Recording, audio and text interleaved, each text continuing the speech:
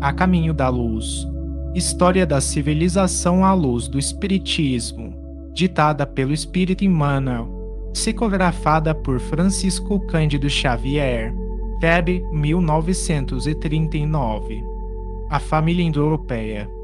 Temas abordados: as migrações sucessivas, a ausência de notícias históricas, a grande virtude dos áreas europeus, o Mediterrâneo e o Mar do Norte, os nórdicos e os mediterrânicos, origem do racionalismo, as advertências do Cristo, as migrações sucessivas.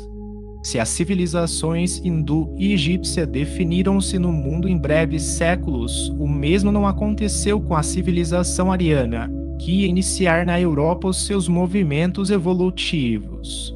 Somente com o escoar de muitos séculos regularizaram-se as suas migrações sucessivas, através dos planaltos da Pérsia.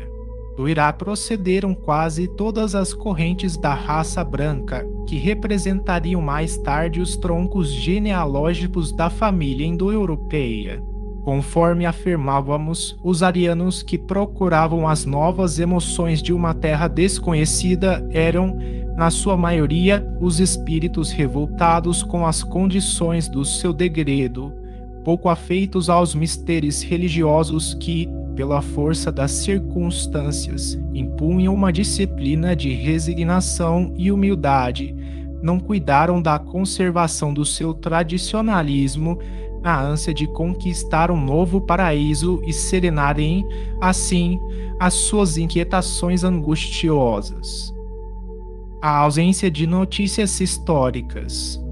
Aí reside a razão do escasso conhecimento dos historiadores acerca dos áreas primitivos que lançaram os marcos da civilização europeia. Caminheiros do desconhecido erraram pelas planícies e montanhas desertas, não como o povo hebreu, que guardava a palavra divina com a sua fé, mas desarvorados e sem esperança, contando apenas com as próprias forças em virtude do seu caráter livre e insubmisso. Suas incursões entre as tribos selvagens da Europa datam de mais ou menos 10 milênios antes da vinda do Cristo, não obstante a humanidade localizar a marcha apenas 4.000 anos antes do grande acontecimento da Judéia. É que, em vista de sua situação psicológica, os primitivos árias do Velho Mundo não deixaram vestígios nos domínios da fé, único caminho daqueles tempos, através do qual poderia uma raça assinalar sua passagem pela Terra. Não guardavam a história verbal de uma religião que não possuíam.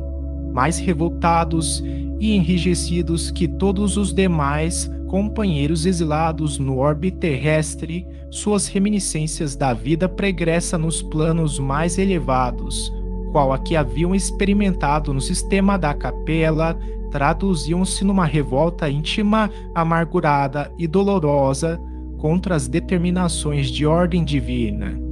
Apenas muito mais tarde, com a contribuição dos milênios, os celtas retornaram ao culto divino, venerando as forças da natureza junto dos carvalhos sagrados, e os germanos iniciaram a sua devoção ao fogo, que personificava a seus olhos a potência criadora dos seres e das coisas, enquanto outros povos começaram a sacrificar vítimas e objetos aos seus numerosos deuses.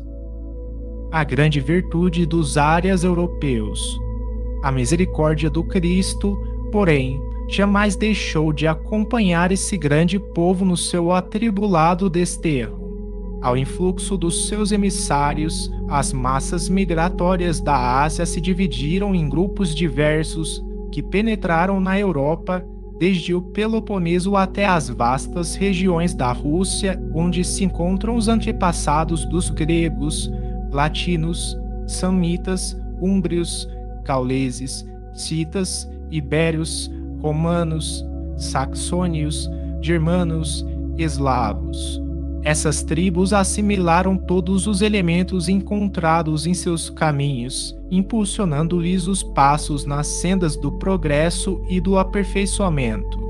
enquanto os semitas e hindus se perderam na cristalização do orgulho religioso, as famílias arianas da Europa, embora revoltadas e endurecidas, confraternizaram com o selvagem e nisso reside a sua maior virtude.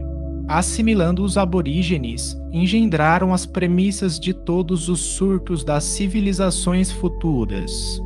Nessa movimentação para o estabelecimento de novo habitat, organizaram as primeiras noções políticas da vida coletiva, elegendo cada tribo um chefe para a direção de sua vida em comum. A agricultura, as indústrias pastoris, com elas encontraram os primeiros impulsos nas estradas incertas dos que descendiam do primata europeu. Com as organizações econômicas oriundas do trato direto com o solo, deixaram perceber a lembrança de suas lutas no antigo mundo que haviam deixado. Bastou que inaugurassem na terra o senso da propriedade, para que o germe da separatividade e do ciúme, da ambição e do egoísmo lhes destruísse os esforços benfazejos. As rivalidades entre as tribos na vida comum induziram-nas aos primeiros embates fratricidas. O Mediterrâneo e o Mar do Norte.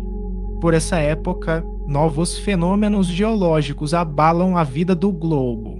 Precisava Jesus estabelecer as linhas definitivas da grande civilização, cujos primórdios se levantavam, e dessas convulsões físicas do orbe surgem renovações que definem o Mediterrâneo e o Mar do Norte, fixando-se os limites da ação daqueles núcleos de operários da evolução coletiva. Cristo sabia valorizar a atividade da família indo-europeia que, se era mais revoltada contra os desígnios do alto, era também a única que confraternizava com o selvagem, aperfeiçoando-lhe os caracteres raciais, sem esmorecer na ação construtiva das oficinas do porvir. Através dos milênios, aliviou-lhe os pesares no caminho sobrecarregado de lutas e dores tenazes. Assim, enviou-lhe emissários em todas as circunstâncias, atendendo-lhe os secretos apelos do coração no labor educativo das tribos primitivas do continente. Suavizou-lhe a revolta e a amargura, ajudando a reconstruir o templo da fé, na esteira das gerações. Nos bosques da Armórica, os celtas antigos levantaram os altares da crença entre as árvores sagradas da natureza. Doces revelações espirituais caem na alma desse povo místico e operoso que, muito antes dos saxões, povoou as terras da Grã-Bretanha. A reencarnação de numerosos auxiliares do Mestre em seus labores divinos opera uma nova fase de evolução no seio da família indo-europeia, já caracterizada pelas mais diversas expressões raciais. Enquanto os germanos criam novas modalidades de progresso, o Lácio se ergue na Itália central, entre a Etrúria e a Campânia, a Grécia se povoa de mestres e cantores, e todo o Mediterrâneo oriental evolve com o uso da escrita, adquirido na convizinhança das civilizações mais avançadas. Os nórdicos e os mediterrânicos. O fenômeno das trocas e os primeiros impulsos comerciais levantam, todavia, longa série de barreiras entre as relações desses povos. De um lado estavam os nórdicos e de outro permaneciam os mediterrânicos, em luta acérrima e constante. A rivalidade acende nessas duas facções os fogos da guerra sob os céus tranquilos do velho mundo. Uns e outros empunham as armas primitivas para as lutas de extermínio e destruição das hostes inimigas, e a linha divisória dos litigantes se alonga justamente no local onde hoje se traçam os limites da França e da Alemanha contemporâneas. É como se explica essa intensidade de aversão racial entre as duas nações, contadas entre as mais progressistas e operosas do planeta. Tal situação psicológica entre ambas haveria de tornar-se em fatalidade histórica, oriunda dos atritos entre o germanismo e a latinidade nas épocas primitivas.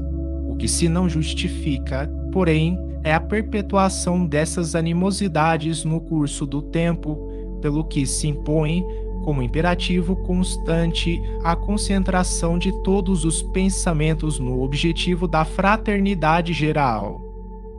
Origem do racionalismo. Os arianos da Europa, como ficou esclarecido, não possuíram grandes ascendentes religiosos na sua formação primitiva em vista do senso prático que os caracterizou nos primeiros tempos de sua organização. O racionalismo de suas concepções, a tendência para as ciências positivas e o amor pela hegemonia e liberdade são, dessa maneira, elucidados dentro da análise dos seus primórdios. Em matéria de religião, quase todos os seus passos foram orientados pelos povos semitas e hindus, mas, pelo cultivo da razão, puderam aperfeiçoar a ciência até as culminâncias das conquistas modernas. O mundo se muitas vezes perdeu com as suas inquietações e com as suas lutas renovadoras. Muito lhes deve pela colaboração decidida e sincera no labor do pensamento, em todas as épocas e períodos evolutivos.